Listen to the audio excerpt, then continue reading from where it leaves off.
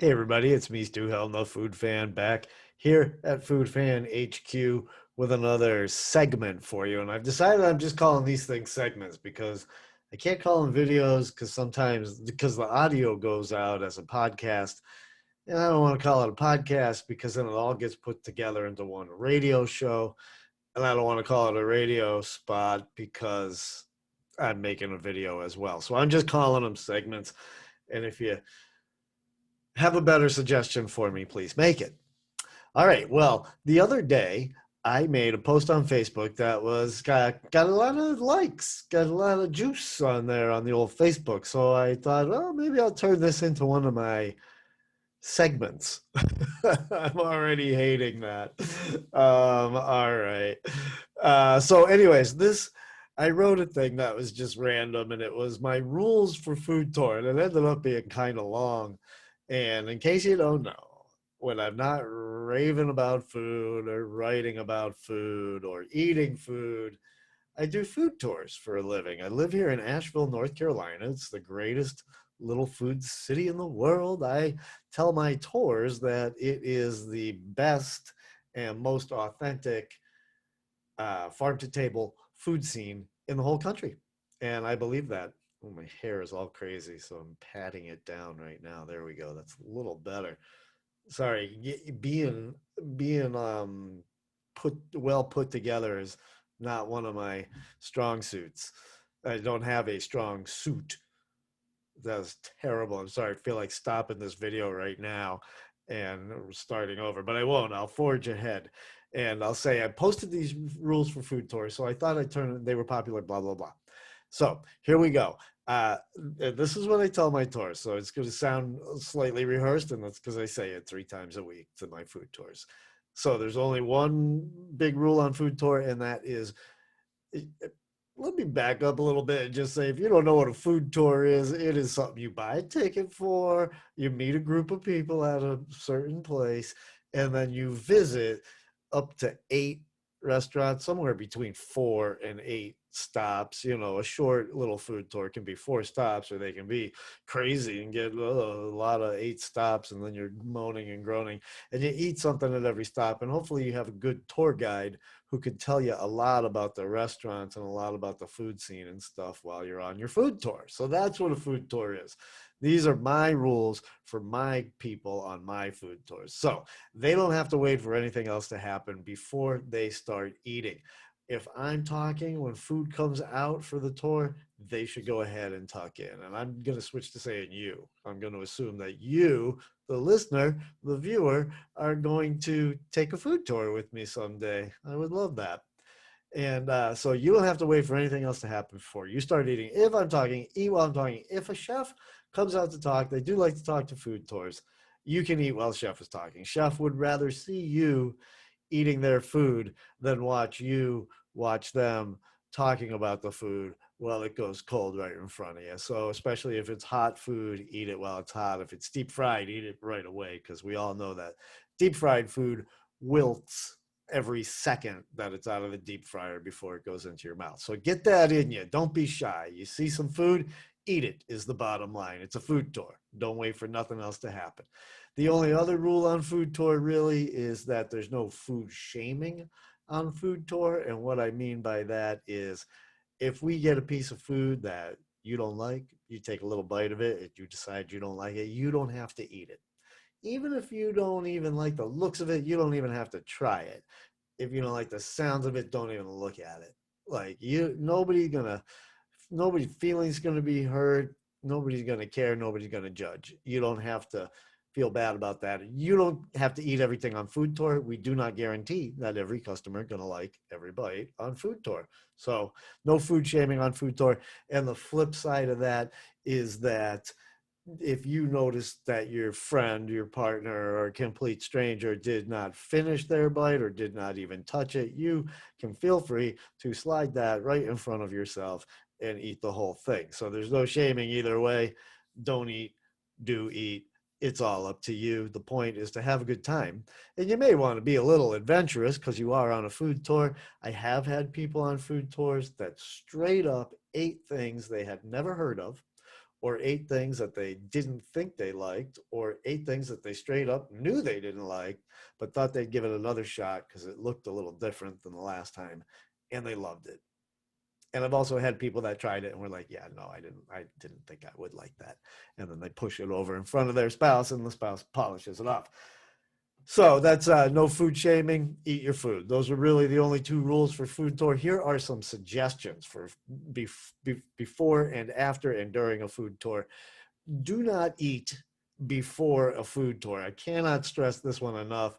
If you're signed up for a food tour, don't eat lunch before you go on the food tour. And if it's a brunch tour, for the love of everything holy, do not eat brunch or breakfast before the brunch tour. You'd be miserable. You'd be hating yourself by the second stop. I guarantee it.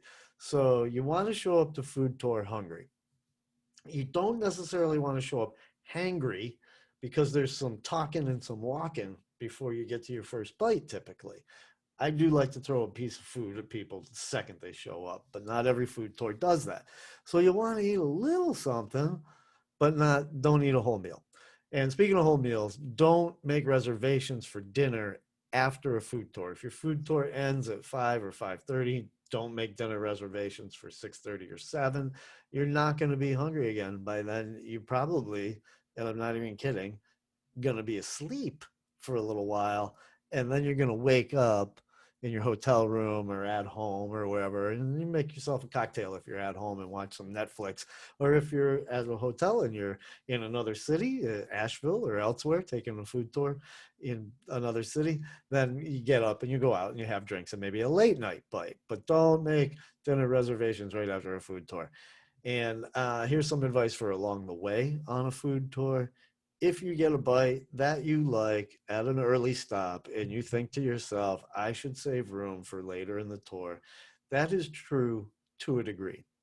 You don't want to end the tour saying, I should have eaten that first or second bite, or I should have finished that first or second bite, or I should have eaten that second rib or whatever because I have room and I wasn't that into the last bite or the second to last bite. So, carpe the diem when you're on a food tour.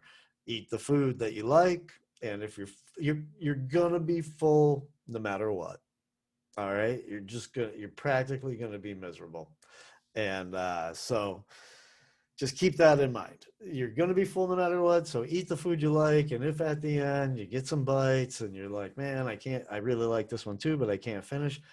Oh, well, at least you hedged your bets. Better to regret being too full early on. I don't know what I'm trying to say, but I think you get the point. And then there's only really a couple of other things that I wanted to mention. One is that if you're on vacation, do not try to sign up for a food tour before you like at the beginning of your vacation so that you know where to eat for the rest of your vacation. The whole point, or one of the points of a food tour, the whole point is to have fun and eat food, but one of the points is to come back to the restaurants and try the rest of the menu, eat more of the little taste you got on food tour, sit and relax instead of being hustled out of there by a tour guide in 15 minutes. And so try to do one at the beginning of your vacation. And if you're not on vacation, do one in your hometown. I recommend it. If you're listening to the sound of my voice and you live in Asheville or Woodfin or any of the surrounding towns just in and around Asheville and Western North Carolina, come take a food tour with me. You might be surprised to find out how many of the restaurants downtown you've never tried and how many you tried a long time ago and didn't realize how good they had gotten, or ones that you had even written off and they're totally great now. There's at least one or two that I can imagine people tried when they first opened, had nothing, and then were like, that was mediocre or whatever, and now it's great. So don't be shy in your hometown to take one. It's a lot of fun. I took them to write about them before I signed up to lead them, and I had a lot of fun, more fun than I expected. I expected it to be kind of boring, to be honest with you. and it wasn't. It was a lot of fun.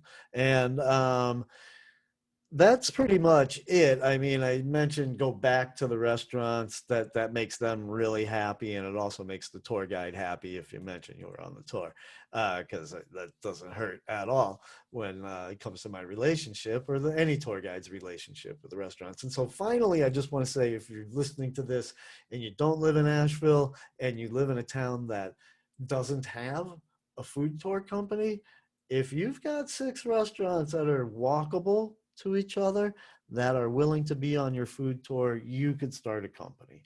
And my boss, Patty, and I were very open about helping people get started. I mean, we don't have all the time in the world to be everybody's mentor or anything, but if you want a little jump start to start a tour that doesn't conflict with ours, that's our one ask. Don't put us out of business. We're happy to help people. And I'll just mention that if you seriously want to start a food tour, you're going to need a website, a name, a logo, a website, some social media presence with all of those things tied to it. And you're going to need some booking software. And the booking software we use is called Peak Pro, Peek Pro, Peak Pro. And so you can take a look at those things. And so it's really fun doing food tours. If you live in a city with a reasonable restaurant scene that can be walked around, you could start a food tour company. All right, everybody. Those are my rules for food tour. I hope that you enjoyed them. I hope that you will adhere to them. It's very important in society to have rules. We can't really function without them. So, you know, follow the rules, everybody. All right. Well, thanks for listening. It's always great talking to you about food. I hope you enjoy it. And please eat something great and tell me about it in one of my many comment threads on the internet. All right, everybody. Bye bye.